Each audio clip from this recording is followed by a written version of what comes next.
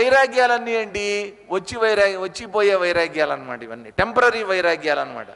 ఆపాత వైరాగ్యం అప్పటికప్పుడు వస్తూ ఉంటాయి, వెళ్ళిపోతూ ఉంటాయి. ఇక్కడ కూడా ఏంటంటే ఒక విషయాన్ని మాత్రం ఖచ్చితంగా చెప్తున్నారు.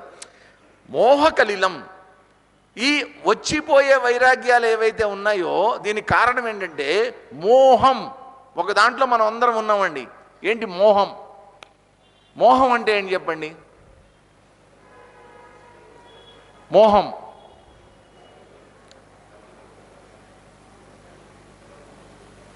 మోహంలో పడిపోయాడండి.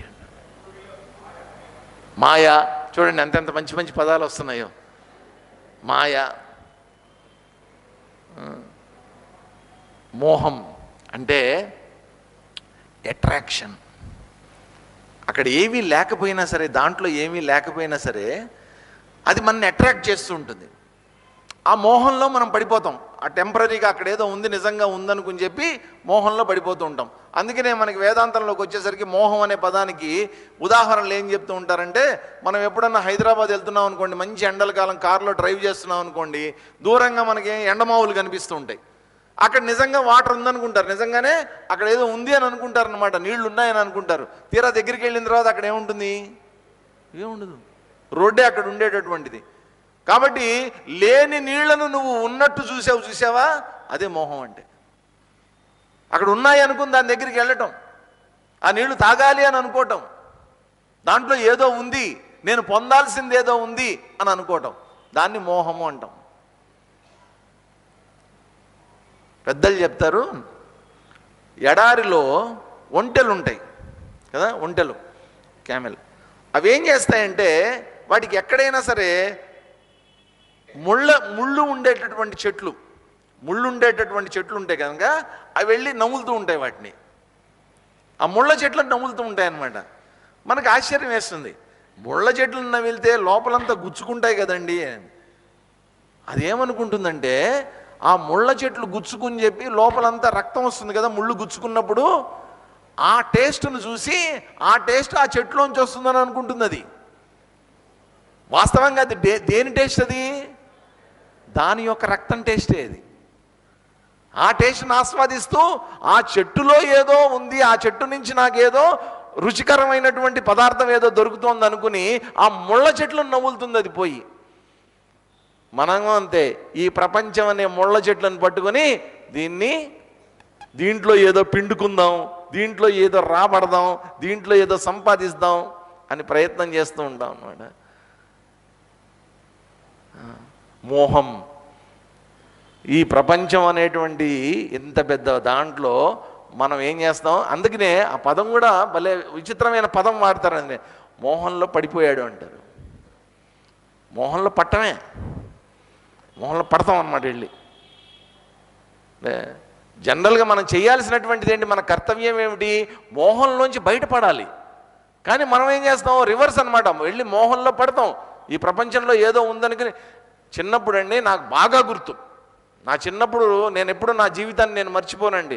నా జీవితం అంతా నేను గుణపాఠాలు నేర్చుకుంటూనే ఉన్నా. నేను ఏం జరిగిందో తెలుసా? మా నాన్నగారు చిన్నప్పుడు ఏవో తీసుకెళ్ళేవాళ్ళు, సినిమాలకు తీసుకెళ్ళేవాళ్ళు. చాలా చిన్నప్పుడు అనమాట, 4 ఏళ్ళు 5 ఏళ్ళు ఉన్నప్పుడు ఏవో వస్తుండేవి సినిమాలు, తీసుకెళ్ళారు. నాకేంటంటే సినిమా చూసినంతసేపు అక్కడ ఏదో ఉందనుకునేవాడిని.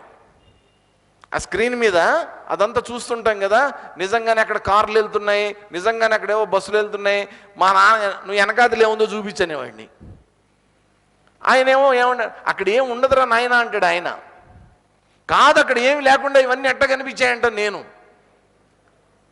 చివరికి ఆయన ఏం చేశాడంటే లాభం లేదని చెప్పి నా చెయ్యి పట్టుకుని లాక్కెళ్ళి వెనక్కి తీసుకెళ్ళి చూపించాడు. అక్కడేమీ లేదు, అక్కడ ఉంది అని అనుకున్నాను. చూసారా, అది మోహం, ఏమీ లేకపోయినా. కాబట్టి ఈ ప్రపంచం కూడా ఏంటి? ఇక్కడ ఏం ఉండదు, ఉంది అనుకుని మనం మోహంలో పడుతుంటాం. అదేదో కావాలి అని అనుకుంటాం, అది నాది అని అనుకుంటాం. యదాతే మోహ కలిలం. ఈ మోహం అనేటువంటి ఈ బురద కంపం ఏదైతే ఉందో వ్యతితరిష్యతి, దాంట్లోంచి నువ్వు బయటపడినప్పుడు ఈ విన్నటువంటి వాటి నుంచి ఇంకా వినబోయేటటువంటివి ఏవైతే నీకు అట్రాక్షన్స్ ఏవైతే ఉన్నాయో వీటన్నిటిలోంచి కూడా నువ్వు బయటపడతావయ్యా. బయటపడాలి, మనందరం కూడా బయటపడాలి, ఏదో ఒక రోజున బయటపడాలి. ఇంత భగవద్గీతలో ఇంత చదివిన తర్వాత మహాత్ములందరూ పొద్దున్నే పాపం టీవీల్లో ఇంత చెప్పిన తర్వాత బయట పడకుండా మేము ఇంకా ప్రపంచంలోనే కూరుకుపోతామంటే ఎట్లా అండి? నెమ్మదిగా ఏదో ఒక ప్రయత్నం చేసి చాలరా బాబు ఈ జీవితం, ఇంకేదన్నా ఉత్తమమైనటువంటిది చేద్దాం అనేటువంటి మార్గంలోకి మనందరం వచ్చేసేయాలి నెమ్మదిగా చెప్పి తర్వాత ఏం చెప్తున్నారు చూడండి 53వ శ్లోకం. శృతి విప్రతిపన్నాతే యదా స్థాస్యతి నిశ్చలా సమాధావచలా బుద్ధిః తదా యోగమవాప్స్యసి. శృతి విప్రతిపన్నాతే యదా స్థాస్యతి నిశ్చలా సమాధావచలా బుద్ధిః తదా యోగమవాప్స్యసి. శృతి విప్రతిపన్న తే బుద్ధి. శృతి విప్రతిపన్న, శృతి అంటే వినటం, శృతం అంటే వినటం. ఈ విన్నటి వాటన్నిటి వల్ల ఏం జరిగింది? నీ బుద్ధి అంతా కూడా మలినమైపోయింది. అలా మలినమైపోయినటువంటి నీ బుద్ధి ఎప్పుడైతే నిశ్చలా సమాధౌ అచలా స్థాస్యతి. ఎంత బాగా చెప్పారో చూడండి. ఈ బుద్ధి అనేటువంటిది నిశ్చలా సమాధౌ స్థాస్యతి, నిశ్చలంగా ఎటువంటి చలనము లేకుండా సమాధి స్థితిలో స్థాస్యతి నిలబడుతుందో అప్పుడు ఏం జరుగుతుందట? తదా యోగం అవాప్స్యసి, అప్పుడు నువ్వు యోగాన్ని పొందుతావు. ఈ చిత్తచాంచల్యం ఉన్నంతకాలం, ఈ ప్రపంచం వెనకాతల నువ్వు పరుగులు పెడుతున్నంతకాలం, నీ మనస్సు వికలమైపోతున్నంతకాలం నీ బుద్ధి యోగాన్ని అందుకోలేదు. కాబట్టి నీ బుద్ధిని ఏం చేయాలి? ఏదో ఒక దాని దగ్గరికి తీసుకొని వచ్చి సరైనటువంటి నిశ్చయాత్మకమైనటువంటి జ్ఞానాన్ని దానికి అందించి దాన్ని ఒక చోట కుదురుగా కూర్చోబెట్టాలి. ఇప్పటిదాకా నీకు జరిగినటువంటి మిస్టేక్ ఏంటంటే ఏవేవో నీకు తెలియకుండా వినేసావు, ఏవేవో తెలియనటువంటివంతా కూడా నీ లోపలికి వెళ్ళిపోయింది. అదంతా నిన్ను డిస్టర్బ్ చేస్తుంది, నిన్ను పాడు చేస్తుంది. ఇదంతా కూడా పాడు చేస్తుంది. కాబట్టి ఇప్పుడు ఏం చేస్తావు? దాంట్లోంచి నెమ్మదిగా బయటపడడానికి నువ్వు చేయాల్సినటువంటి ప్రయత్నం. ఆ ప్రయత్నమే ఇక్కడేంటి? యోగం. యోగా స్థాస్యతి. చివరికి ఎప్పటికైనానండి ఒక సాధకుడు చేరుకోవలసినటువంటి స్థితి అంటూ ఏదైనా ఉంది అంటే సమాధి స్థితి. సమాధి స్థితి, దాని పేరు ఎంత బాగా పెట్టారు చూడండి. మామూలుగా మన భాషలో సమాధి అంటే ఏంటి? సమాధి కట్టారా అంటారు. సమాధి కట్టడం అంటే చచ్చిపోయిన వాడిని పూడ్చిపెట్టిన తర్వాత దాని మీద కట్టేటటువంటిది సమాధి. వేదాంతంలో సమాధి అంటే ఏంటి? సమధి. ధి అంటే బుద్ధి, సమత్వం, సమమైనటువంటి స్థితిలో నీ బుద్ధి ఉంచగలిగి ఎటువంటి చలనము లేకుండా నిశ్చలంగా నిర్మలంగా ఉంచగలిగితే దాన్ని సమాధి. మనం కూడా చాలా సమాధికి రోజు బ్రహ్మాండమైన సమాధిలోకి వెళ్తాం. మనం ఎప్పుడు వెళ్తాం?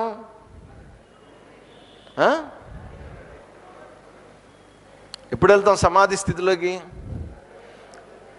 ఇప్పుడు నేను చెప్పేది మీకు అర్థం కాలేదనుకోండి, మంచి డ్రై సబ్జెక్ట్ ఇదంతా.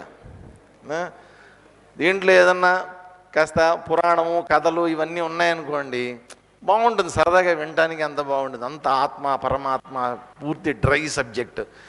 కొంత వెళ్తుంది లోపలికి, కొంత వెళ్ళదు. అట్లాంటప్పుడు నెమ్మదిగా మనసు ఏం చేస్తుంది? ఇంకా కష్టపడడానికి అది ఒప్పుకోదన్నమాట. నెమ్మదిగా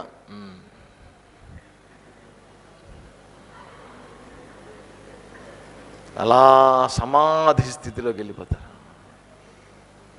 ఒక ఆయన ఉండేవాడు కడపలో, నేను వర్క్ చేసేటప్పుడు. ఆయన వచ్చి చెప్పేవాడు, స్వామీజీ అసలు మీరు ఉపన్యాసానికి కూర్చుంటారు కదా స్వామీజీ, అప్పుడు నాకు మొత్తం అసలు ఆ స్టేజీ, దాని మీద ఇక్కడ విగ్రహం, ఇవి అన్నీ భలే కనిపిస్తాయి స్వామీజీ. ఒక 10 నిమిషాలు అయిన తర్వాత స్వామీజీ నాకు ఇంకేం కనిపించదు, మీరే కనిపిస్తుంటారు, ఇంకేం కనిపించదు. ఇంకొక 10 నిమిషాలు అయిపోయిన తర్వాత మీ మొహం మాత్రమే కనిపిస్తూ ఉంటుంది నాకు. ఇంకొక 10 నిమిషాలు స్వామీజీ తర్వాత మీరు కూడా నాకు కనిపించరు స్వామీజీ అంటే ఏం చేస్తాడు ఆయన? మంచి నిద్రలోకి వెళ్ళిపోతాడు అన్నమాట. So I'm successful. నేను చెప్పేది అర్థమైందా? కాస్త తెలుస్తుంది. అర్థం కాలేదా? మంచి నిద్ర వస్తుంది. ఏదైనా మంచిదే. సమాధి స్థితి. రాత్రి పడుకున్నప్పుడు అందరం ఏ స్థితిలోకి వెళ్తాం? అదేదో పెద్ద పరిభాషలాగా చెప్పుకుంటారు, సమాధి స్థితిలో ఉన్నారండి ఇప్పుడు అంటే బాగా నిద్రపోవటం కూడా మనకి సమాధి. వాస్తవంగా ఏంటంటే సమాధి స్థితి అనేటువంటిది యోగాన్ని ఆచరించేటటువంటి యోగి తన యొక్క బంధాలన్నింటినీ కూడా వదిలించుకున్న తర్వాత, తన బుద్ధి యొక్క సమతుల్యం అనేటువంటిది సాధించిన తర్వాత, తను ఒక ప్రయత్నపూర్వకంగా కూర్చుని తన మనస్సుని తన దగ్గరికి తీసుకుని వచ్చిన తర్వాత ఆ బుద్ధి ఎటు కూడా వెళ్లకుండా నిశ్చలంగా ఒకే పిన్ పాయింటెడ్గా ఒకే స్థితిలో ఎప్పుడైతే నీ బుద్ధి నిలబడగలుగుతోందో దాన్ని సమాధి స్థితి అన్నారు. ఈ స్థితిని ఎవరో గొప్ప గొప్ప మహాత్ములు మహానుభావులైనటువంటి వాళ్ళు నిలబడతారు దాంట్లో. ఆ సమాధి స్థితిలో నిలబడి ఉంటారు వాళ్ళందరూ కూడా. స్థాస్యతి, దాంట్లోంచి బయటికి రావడానికి ఇష్టపడరండి వాళ్ళు. రామకృష్ణ పరమహంస గారు ఉండేవారు, తెలుసు కదా అందరికీ. ఆయన అమ్మ మీద భక్తి, ఆయనకి కాళికాదేవి మీద ప్రేమ, విపరీతమైనటువంటి భక్తి ఆయనకి. ఆయన అమ్మ అమ్మ అమ్మ ఏడుస్తుండేవాడు. ఆయన ఆ తల్లి యొక్క కరుణ కోసం, తల్లి యొక్క కటాక్షం కోసం అని చెప్పి ఏడుపే, గట్టిగా ఏడ్చేవాడు ఆయన. అలా ఏడ్చి ఆయన నెమ్మదిగా సమాధి స్థితిలోకి వెళ్ళిపోయేవాడు. ఆయన వెళ్ళిపోతే విచిత్రం ఏంటంటే వారం రోజుల దాకా బయటకు వచ్చేవాడు కాదు, దాంట్లోంచి ఆ స్థితిలోంచి బయటకు వచ్చేవాడు కాదు. చివరికి ఆయన్ని లేపేవాళ్ళు, ఠాకూర్ లే ఠాకూర్ లే ఠాకూర్ ఠాకూర్ అంటారు ఆయన, ఠాకూర్ లేపేవాళ్ళు ఆయన్ని. ఆయన అందరూ ఏమనుకునేవారంటే ఈయన పడుకున్నారు అనుకునేవారు. ఆయన లేచి ఏమనేవాడంటే దాంట్లోంచి ఆ సమాధి స్థితిలోంచి బయటకు వచ్చి ఏమనేవాడంటే ఎందుకురా నన్ను నిద్రపుచ్చుతారు అనేవాడు.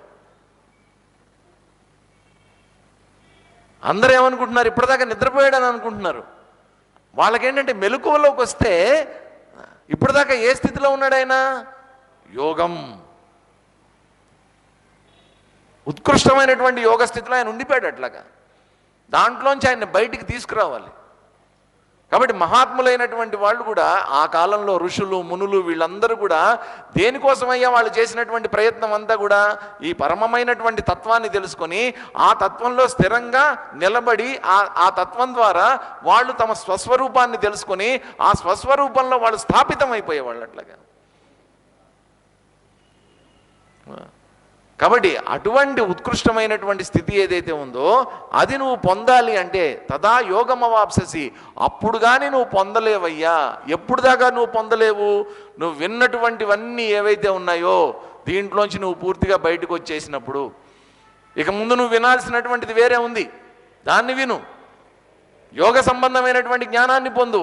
ఈ ప్రాపంచికమైనటువంటి విషయాలు ఏవైతే విన్నావో వాటినన్నింటినీ ఇంకా వదిలే అవతల వారేసి అని చెప్పిన తర్వాత ఆ బుద్ధి సమాధి స్థితిలో నిలబడుతుంది అని ఎప్పుడైతే అన్నాడో శ్రీకృష్ణ పరమాత్మ, వెంటనే సీరియస్గా వింటున్నటువంటి అర్జునుడు, ఇప్పుడు ఒకటి గుర్తుపెట్టుకోండి, ఈ భగవానుడికి శ్రీకృష్ణుడికి మధ్యలో అర్జునుడికి మధ్యలో జరిగినటువంటి డిస్కషను ఏదో ఒక ఆశ్రమంలోనో లేకపోతే ఒక కొండ గుహలోనో లేకపోతే ఒక ఏదో పెద్ద అరణ్యంలోనో ఆశ్రమాల్లోనో జరిగినటువంటిది కాదు. ఇది ఎక్కడ జరుగుతున్నటువంటి డిస్కషన్? ఇదంతా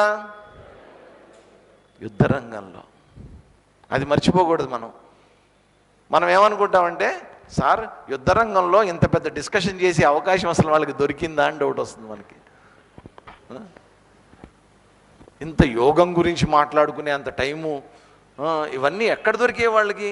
అంతసేపు ఇప్పుడు వీళ్ళిద్దరు ఇంతసేపు మాట్లాడుకుంటూ ఉంటే అటుపక్క కౌరవులు ఇటుపక్క పాండవులు వాళ్ళిద్దరూ మాట్లాడుకుంటున్నారు, ఉండండియా కాసేపు వెయిట్ చేయండి అట్లా ఏమనుకున్నారు?